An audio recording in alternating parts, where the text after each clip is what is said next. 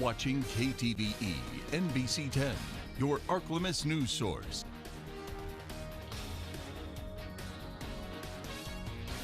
And now, your Billy Wood Honda forecast first.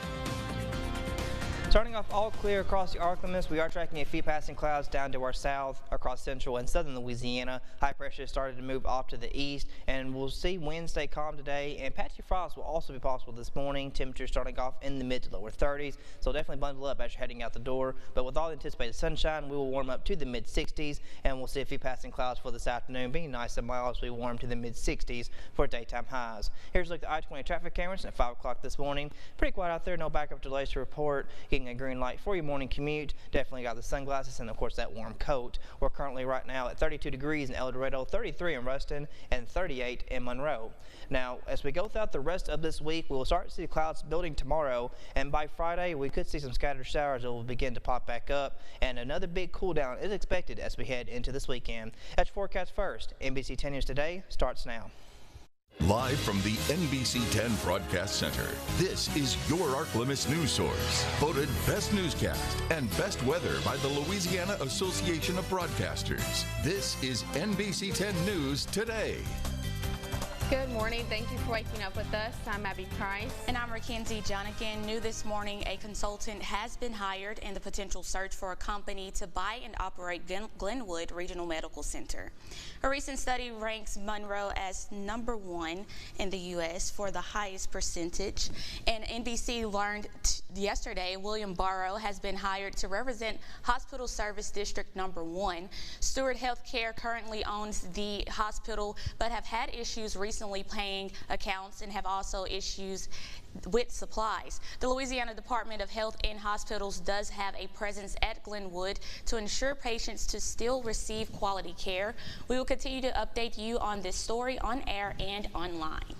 Well, a recent study ranks Monroe as #1 in the U.S. for the highest percentage of households living below the poverty level. According to Madison Trust Company, the poverty level in the United States is around $35,000. 41.90% of Monroe residents make less than that.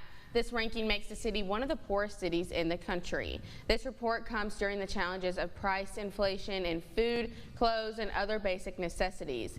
Other Louisiana cities on the list include Hammond at #19, Shreveport-Bossier City at #14, and Lafayette at #9. And a traffic alert, North 6th Street in Monroe is experiencing a closure until this Friday. The closure is between Hudson Lane and Stubbs Avenue due to sewer point repairs. We'll keep you updated with any date changes on air and online at myarklamas.com.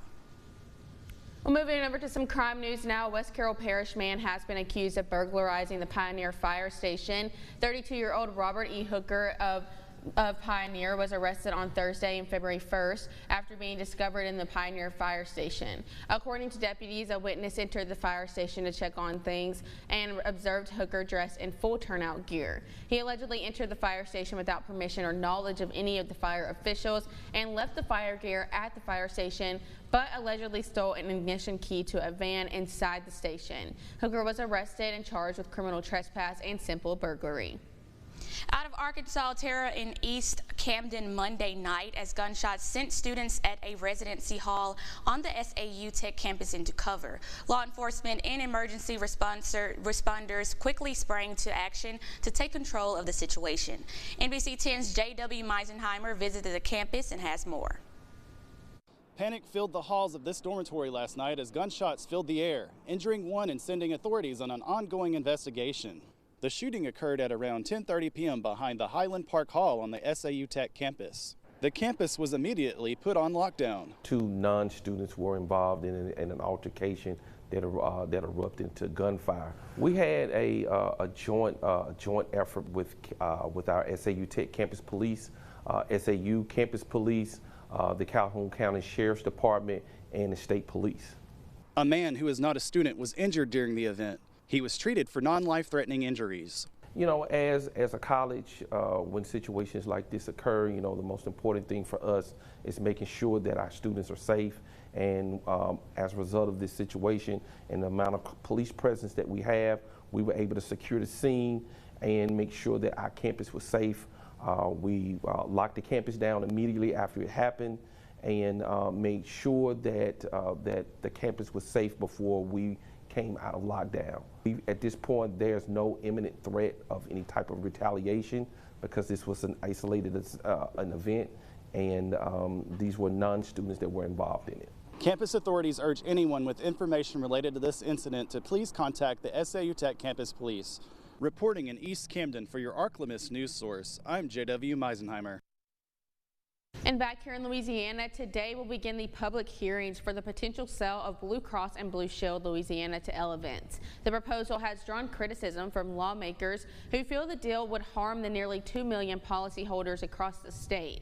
Some of those concerns include higher premium rates changes. After the hearings, a portion of the policyholders will get to vote on the deal. If they approve it, the final decision will be in the hands of Insurance Commissioner Tim Temple. The hearings will be held at the Department of Insurance building in Baton Rouge. Well, happening today, Americans are celebrating Valentine's Day, and we asked locals about how much they are willing to spend on flowers and how they're keeping up with inflation. NBC 10's Valerie Moravi gives us a closer look and has those details. Thank you. I love you is one of the most famous sayings around the globe. On Valentine's Day, people celebrate love by exchanging cards, candy, and especially flowers. To show them how much you love them, show them how much you care about them. According to the National Retail Federation, this holiday is expected to reach a spending amount of $14.2 billion, with flowers being on the top priority list of gift options, with 39%. We're probably going to surprise everyone with Valentine's stuff. How much do you love Valentine's? Like 10 out of 10, because I like spending time with my family. Despite the increase of flower prices, owners of all occasions flowers and gifts in West Monroe, Ricky and Penny Wagner, told me they will keep the same prices for their customers. I think it's critical to support local businesses. Every dollar we spend here gets generated 6 or 7 or 10 times more. And most guys like myself typically come in on February 14th, but I made it a night before tonight. I'm doing pretty good. For little Christopher, love doesn't have a price because he says these flowers will be for a very special someone. My mother, I love her so much. Thank you for all you done for me. Teach me how to take a bath and anything, whatever you did for me. Thank you so much. It's very special. Mom is the glue that holds this family together, and she deserves everything. And for Justin Allen, he says picking out flowers is also an act of friendship. Well, I'm single this year, so I'm just helping out my friends. Happy Valentine's Day. Reporting in West Monroe for your ArkLaMiss news source, I'm Valerie Moravi. Coming up next, we'll take a look at that forecast. But first, Chase, how's that fish and game forecast looking? It's still quite chilly outside. Temperatures near freezing in many locations, so bundle up as you're heading out the door. But we will gradually warm up throughout the week, and we could see more rain chances late Friday, and another cool down is expected later this weekend. I'll have more details coming up, but first, here's a look at fish game forecast.